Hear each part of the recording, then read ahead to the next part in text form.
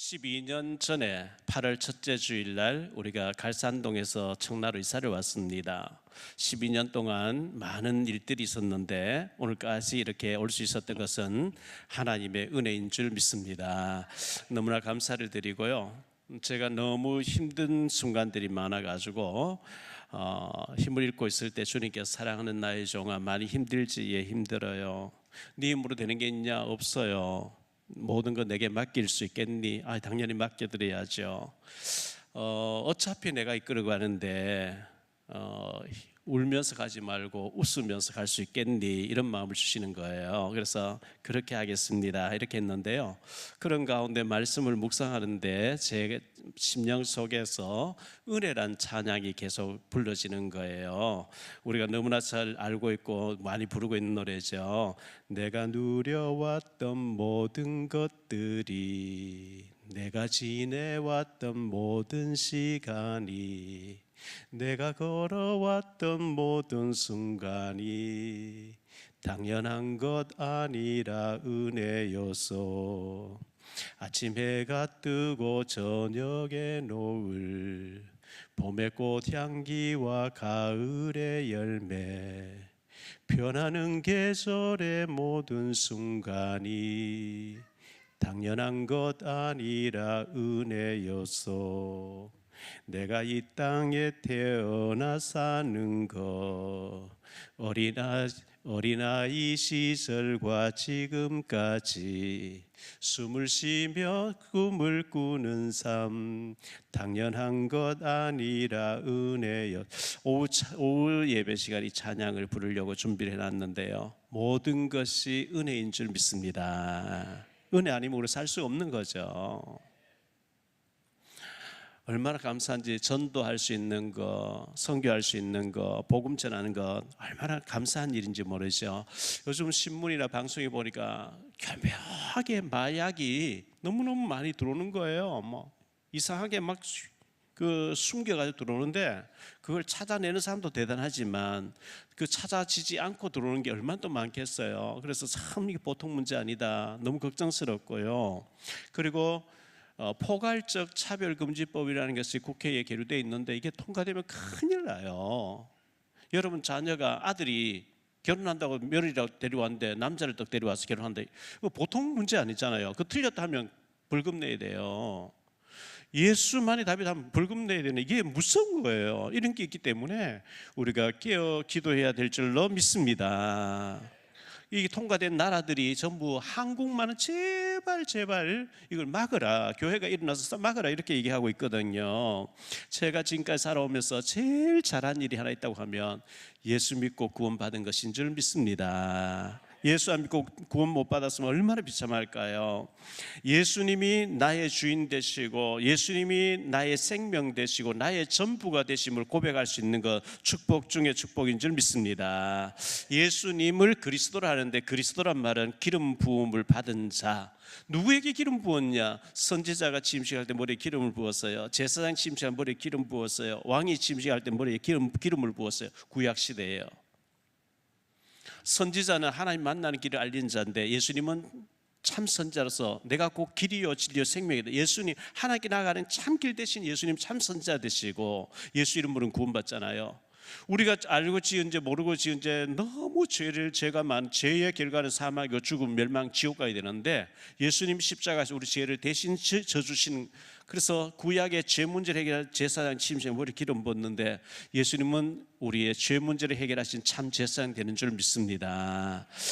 사탄을 꺾는 왕인데 사탄만 꺾는 왕이 아니라, 요한일서 3장 8절에 사탄만 꺾는 왕이 아니라 예수님이 나의 왕이 되셔서 지금 나를 통치하고 이끌어 가시는 참 왕이신 줄 믿습니다. 주는 그리스도시요 살아계신 하나님의 아들이십니다. 이 고백이 어마어마한 고백이거든요. 흑암이 무너지는 고백인데 이 시간 세 가지를 좀 말씀드리려고 해요. 첫 번째로 생각할 말씀은 고난당하신 예수님인데요, 하나님께서 인간을 지으시고 네 마음대로 다 하되 단 선악과만 안 돼. 선 대신 하나님과 살아야 되지 악이 되는 사탄 따라가면 안 돼. 타락한 사탄이 있어. 이걸 딱 명심하셨는데 선악과를 볼 때마다 사탄 따라가면 안 된다, 사탄이 와서 먹으라 할 텐데 먹으면 안 된다 했는데 아담 하와가 마귀의 속 선악과 안 보고 하나님 떠나버렸어요. 쫓겨나왔죠. 그래서 하나님은 반드시 죽여야 되는데 죽이려니 사랑의 성품 용서를 용서하려니 공의가 안 돼, 공의를 배워 사랑이 안 돼. 그래서 하나님의 아들 예수라고 하는 하나님 독생자를 보내서 대신 이 문제를 해결하겠다고 약속하신 것이 여자의 후손 창세기 3장 15절에 말씀을 주셨는데, 그 예수님이 인간의 몸을 입고 이 땅에 오셨단 말이죠. 요한복음 1장 1절로 3절에 보면요, 태초에 말씀이 계시니라. 이 말씀이 하나님과 함께 계셨으니 이 말씀은 곧 하나님이시니라.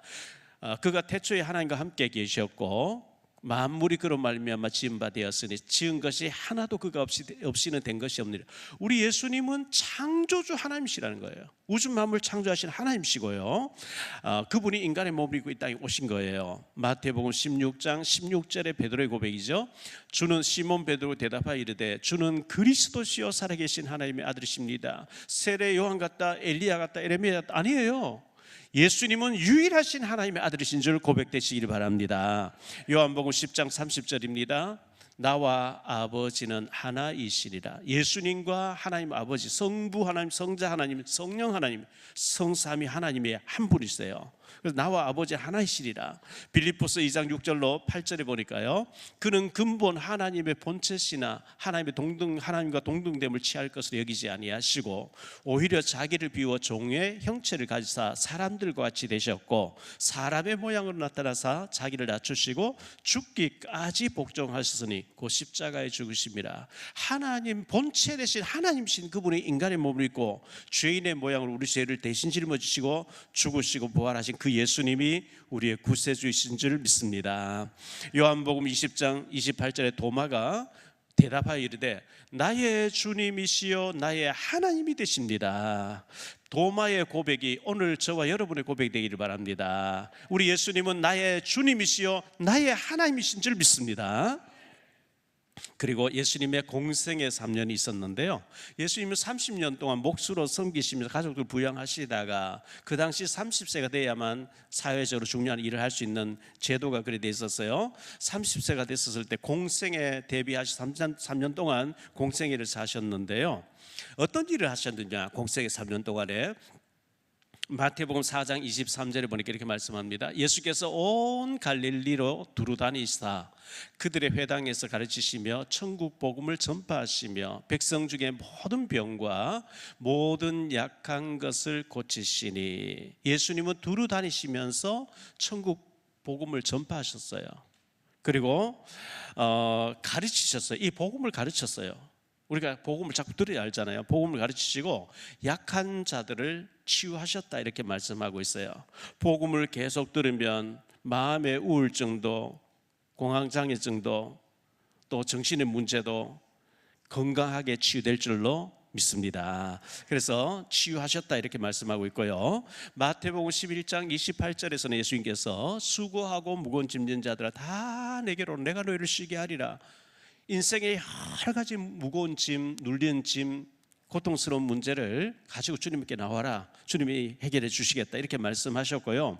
마태복음 9장 12절에서는 예수께서 들으시고 이르시되 건강한 자에게는 의사가 쓸데고 병든 자에게 라야 쓸데있느니라. 나는 의인을 부르는 게 아니고 죄인을 불러서 회개시키려고 왔다. 예수님은 약한 자들을 향해서 한없이 인자하신 분으로 선한 목자가 되셔서 인자하신 분으로 나타나셨지만 종교 지도자들, 대제사장들, 서기관들, 바리새인들, 가짜 지도자들 향해서는 무섭게 책망하셨거든요. 인정사정 없이 책망하셨는데요. 마태복음 12장 34절에 보니까 독사의 자식들아 너희는 악하니 어떻게 선한 말을 할 수 있느냐 이는 마음에 가득한 것을 입으로 말함이라. 마태복음 23장 33절에 뱀들아 독사의 새끼들아 너희가 어떻게 지옥의 판결을 피하겠느냐. 대제사장의 무리, 바리새인들, 서기관들, 그 당시 유대 사회의 종교 지도자들, 제일 하나님 잘 섬긴다고 폼 잡고 있는 그들을 향해서 독사의 새끼들아 막 무섭게 책망하신 거예요. 무시무시한 말씀하신 거예요. 너무너무 그들은 가짜 종교생활을 하고 있었거든요. 그들이 결국은 자기들 책망한다고 예수님 십자가 못 박아버렸거든요. 고난당하신 예수님이신데요, 예수님이 최후의 만찬을 하시며 제자들 발을 씻겨주시고 난 뒤에 겟세마네 동산에 기도하러 가신 거예요. 밤새도록 기도하셨어요. 얼마나 뜨겁게 간절하게 기도하셨냐. 누가복음 22장 41절로 44절에 보니까 그들을 떠나 돌 던질 만큼 가서 무릎을 꿇고 기도하여 이르시되 아버지여, 만일 아버지의 뜻이여듯 이 산을 내게서 옮기시옵소서. 그러나 내 원대로 마시옵고 아버지의 원대로 되기를 원하나이다 하시니 천사가 하늘로부터 예수께 나타나 힘을 더하더라. 예수께서 힘쓰고 애써 더욱 간절히 기도하시니 땀이 땅에 떨어지는 핏방울같이 되더라. 얼마나 예수께서 십자가를 앞에 두시고 뜨겁게 간절하게 기도하셨는지 땀이 막 땅에 무릎을 꿇고 기도하셨대요. 땀이 땅에 떨어지는 핏방울같이 되더라. 이렇게 예수님께서 말씀하셨는데, 그때 가룟 유다의 배신으로 예수를 잡아 죽이려고 하는 사람들이 가까이 오셨어요. 두 번째로 생각할 말씀은 구레네 사람 시몬인데요. 구레네 사람 시몬이 그것을 지나가고 있었는데요. 예수님이 십자가를 지고 이제 밤새도록 고문당하고 매맞고 십자가 사형틀을 지고 이제 갈보리산 언덕을 이렇게 진행하고 계시는데 사형장으로 끌려가신 예수님이었어요. 유대인들의 그 명절이 되면은 죄수한 사람을 석방해주는 전례가 있었는데, 이 빌라도가 예수를 너희에게 석방하기를 원하느냐, 바나바라고 살인자를 너희에게 석방하기를 원하느냐, 바라바를 달라는 거예요. 예수를 십자가에 처형하라는 거예요. 그래서 예수님이 십자가에 못 박혀 죽게 됐는데, 나는 이 예수를 아무리 신문해봐도 죄를 찾지 못했어. 나는 이 피값에 대해 책임 못 져. 손을 씻으면서 이 피값을 너희가 당하라니까, 마태복음 27장 25절에 보면 그 피값을 우리와 우리 자손에게 돌려라. 그 말한 것 때문에 그들이 2000년 동안 나라 없이 떠돌이 생활했거든요. 그래서 예수님이 십자가 지고 사형장으로 가시게 됐는데, 오늘 마가복음 15장 16절로 20절에 이렇게 말씀합니다.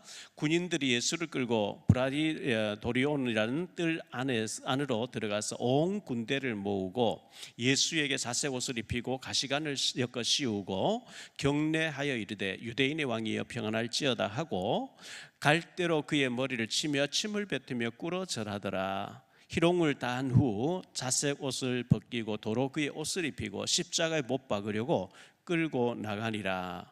이렇게 밤새도록 고문을 하셨어요. 예수님 기도하시 잡혀서 한숨도 못 주무시고 고문을 당하시고 아침에 이제 십자가를 지고 나오시게 됐거든요. 그때 구레네 사람 시몬이 지나가다가 붙들려 가지고 억지로 십자가를 지고 올라가게 됐거든요. 구레네 사람 시몬, 억지로 진 십자가인데요. 마가복음 15장 21절로 23절에 이렇게 말씀합니다. 오늘 말씀이죠. 마침 알렉산더와 루포의 아버지인 구레네 사람 시몬이 시골로부터 와서 지나가는데 그들이 그를 억지로 같이 가게 하여 예수의 십자가를 지우고 예수를 끌고 골고다라 하는 곧 번역하면 해골의 곳에 이르러 모래하게 탄 포도주를 주었으나 예수께서 받지 아니하시니라. 이렇게 말씀하고 있는데요. 구레네가 어디냐? 구레네는 지중해 연안에 있는 도시로서 북아프리카, 지금은 아마 리비아 수도 같아요. 리비아인데 북아프리카에 위치해 있는 곳이라고 합니다. 구레네에서 예루살렘까지 거리가 얼마냐? 1500km래요. 서울에서 부산까지가 325km래요. 서울 부산 거리의 5배예요.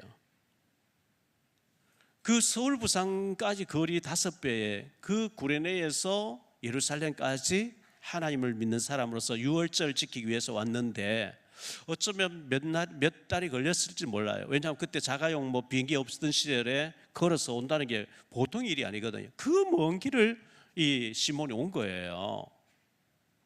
새벽 일찍 어디서 좀 작게 일찍 이제 예루살렘 막 들어오는데 예수님 십자가 지고 나오다 쓰러지니까 그 구인들이 이 사람 확 붙잡고 네가 대신 져 이렇게 되니까 지고 올라갔는데요. 자원해서 예수님이 너무 힘들어 보이신다. 내가 자원해서 봉사해야 돼. 그게 아니고 억지로 지웠다. 억지로 지고 갔다. 이렇게 피할 길이 없어서 강제로 붙잡혀 가지고 억지로 지고 갔다. 이렇게 말씀하고 있거든요. 여러분 우리가 교회를 섬기다 보면 맡고 싶지 않는데 남전도회 여전도회 일도 맡고 또 구역장도 맡고 교사도 맡고 성가대도 맡고 방송실에 주차 차량 봉사로 여러 가지 안 하려고 하는데 강제로 맡겨가지고 하는 사람이 있습니까? 억지로라도 하는 게 복이 될 줄 믿습니다. 눈치 봐서 자꾸 빠져나가고 아무것도 안 하고, 주님 앞 섰을 때 너 뭐 하다고 아무것도 안 했는데요. 마태복음 25장에서는 악하고 게으른 종아 이렇게 나오죠. 헌금하기 싫었는데 억지로 한 사람도 있어요. 그런데 억지로 십자가를 졌는데 최고의 순간을 맞이한 사람이었거든요. 생애 최고의 축복된 순간을 이 구레네 시몬이 겪게 됐는데요. 구레네 시몬이 예수님 지고 가시다 쓰러진 그 장면에서 대신 이제 십자가를 지고 올라갔는데, 그게 성경에 세 군데, 네 군데 기록되어 있어요. 얼마나 축복받은 사람 됐습니까?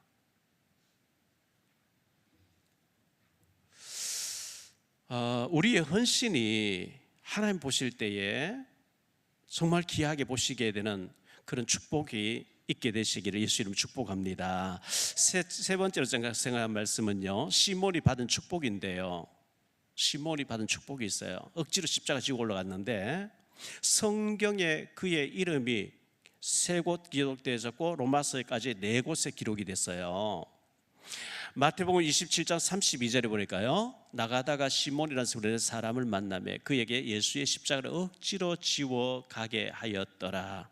누가복음 23장 26절인데요, 그들이 예수를 끌고 갈 때에 시몬이라는 구레네 사람이 시골에서 오는 것을 붙들어 그에게 십자가를 지워 예수를 따르게 하더라. 오늘 그리고 마가복음 15장 21절이죠. 마침 알렉산더와 루포의 아버지인 구레네 사람 시몬이 시골로부터 와서 지나가는데 그들이 그를 억지로 같이 가게 하여 예수의 십자가를 지워서 가게 했다, 이렇게 기록하고 있습니다. 성경에 좋은 일 한 사람으로 기록됐다, 그것도 세 곳에나 기록됐다는 거 너무너무 축복받는 장면이죠. 예수님이 밤새 고문당하시고 잠 못 주무시고 쓰러지는 그런 가운데 예수님을 대신해서 치고 올라갔어요. 얼마나 영광스러운 일입니까? 분명히 억지로 지웠다 그랬어요. 억지로 줬어요. 자원해서 아니에요. 어쩔 수 없는 환경에서 어쩔 수 없이 했어요. 그런데 그 가족이 복을 받는 장면을 성경 기록하고 있거든요. 시간이 지났습니다. 바울 사도가 로마를 복음하고 있어요. 로마서 16장 13절에 주 안에서 택하심을 입은 루포는 이 시몬의 아들입니다. 그의 어머니, 루포의 시몬의 부인이죠. 그의 어머니에게 문안하라. 그의 어머니는 곧 내 어머니니라. 사도 바울의 친어머니가 아니고 영적인 어머니인 거예요. 시몬의 부인 부인 되는 사람, 아내 됐던 사람과 그의 아들 루포가 바울 사도와 더불어 로마를 복음하고 있어요. 이런 축복이 어디 있겠습니까? 사도행전 4장 36절로 37절에 보면 구브로에서 난 레위족 사람이 있으니 이름은 요셉이라 사도들이 일컬어 바나바, 번역하면 위로의 아들이라 하니 그가 밭이 있으며 팔아 그 값을 가지고 사도들의 발 앞에 두니라. 이 요셉이란 사람이 밭을 팔아서 초대교회에 내놨어요. 교회가 어려우니까 내놨는데 그걸 사도들이 너무 기뻐하면서 바나바라고 이름을 바꿔줬어요. 바나바란 이름의 뜻은 권위자 이런 뜻인데 막 그 폼 잡고 권위를 세웠다 그런 뜻이 아니고 겉면 잘하고 위로 잘하는 사람이라 이렇게 해서 이 바나바가 굉장히 사도로 귀하게 쓰임받는 장면이 뒤에 나오거든요. 근데 바나바가 이 헌신하니까 사도들이 이름까지 바꿔주고 칭찬하고 하니까 아나니아 삽비라는 사람이 막 시기질투심이 일어난 거예요. 나는 전 재산 다 팔아서 헌신하겠다고 이렇게 선언을 했어요. 그러고 가서 팔아서 보니까 아까워요. 절반을 숨겼어요. 절반 가지고 왔어요. 사도행전 5장 1절로 10절에 나온 내용이거든요. 베드로가 성령이 충만해서 아나니아 이게 다냐? 예, 답니다. 네가 어찌 하나님 속이냐? 그 말은 죽어버려요. 3시간 후에 그 안에 사부라게 또 왔어요. 이게 다냐? 예, 답니다. 너희가 어찌 공모했냐? 또 죽어버려요. 절반 드리고도 저주받아 버려죠. 어찌해서 네 속에 사탄이 가득하여 사단 충만이었다 그랬거든요. 이 사단 들리면 시기 질투 잘해요. 막 속이고 해요. 죽잖아요. 우리가 하나님 따르면서 그래 할 필요 없거든요. 저 사람 저렇게 헌신하고 축복받는 나도 도전 받아야 되겠네. 좋은 뜻으로 생각하면 되지.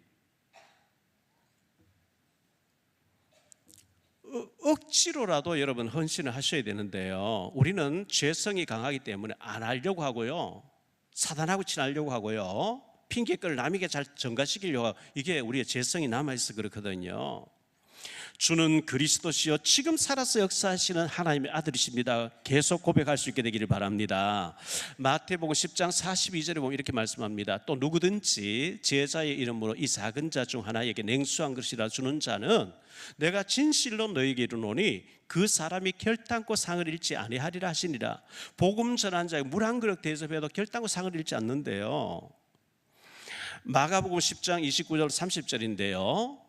예수께서 이르시되 내가 진실로 너희에게 이르노니 나와 복음을 위하여 집이나 형제나 자매나 어머니나 아버지나 자식이나 전토를 벌인 자는 현세에, 죽어서는 물론이고 현세에 있어 집과 형제와 자매와 어머니와 자식과 전토를 100배나 받되 박해를 겸하여 받고 내세 영생을 받지 못할 자가 없느니라. 이 땅에서도 이 땅에서도 축복받게 되시기를 바랍니다. 우리 교회가 지금 35주년 다 돼가요.